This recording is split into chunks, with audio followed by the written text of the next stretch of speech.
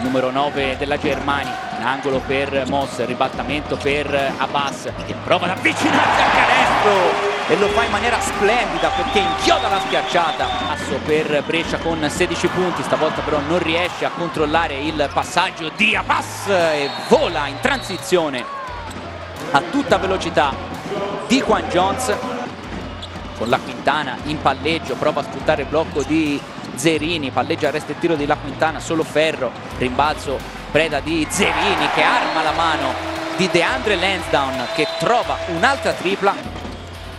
Si va da Washington per Cavaliero, 10 secondi per effettuare un tiro per Trieste, se lo prende Cavaliero e lo manda a bersaglio. È il nono assist di squadra per Brescia, prova ad imitarlo Cavaliero per la schiacciata di Riccardo Cervi. Più 7 adesso per Trieste, Abbas prova a rispondere, si mette in ritmo con il palleggio. Fernandez per Daros contro Lansdowne, prova ad avvicinarsi al canestro, è costretto però a prendersi un tiro girando sul piede fermo. Abbas, grande difficoltà ancora a costruire un attacco per Brescia, La Quintana con un tiro circense, 2:28 da giocare, 43 Brescia, 55 Trieste. Fernandez con la tripla, l'istinto del killer, del Lobito Fernandez.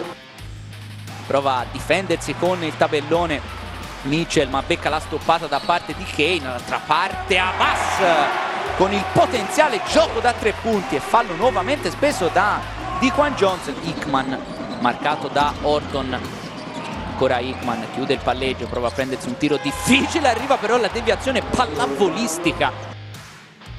Altri 2 per Trieste, torna sul più 15. Orton con il floater delicatissimo. Ottimo il recupero da parte di DeAndre Lansdowne nel favorire la transizione bresciana. Abbas si sente caldo, si prende un'altra tripla e ha roventato il numero 5 di Brescia. Hickman, possesso altrettanto importante per Trieste. Mitchell sotto a battere Moss. 9 secondi per effettuare un tiro per Brescia. Abbas prova a costruirsi il tiro dal palleggio, trova il fondo del canestro ancora a Voodoo Abbas. Per poco non perde il pallone, recupera però la maniglia della sfera Hickman, la palla gira un paio di volte sul ferro e poi entra.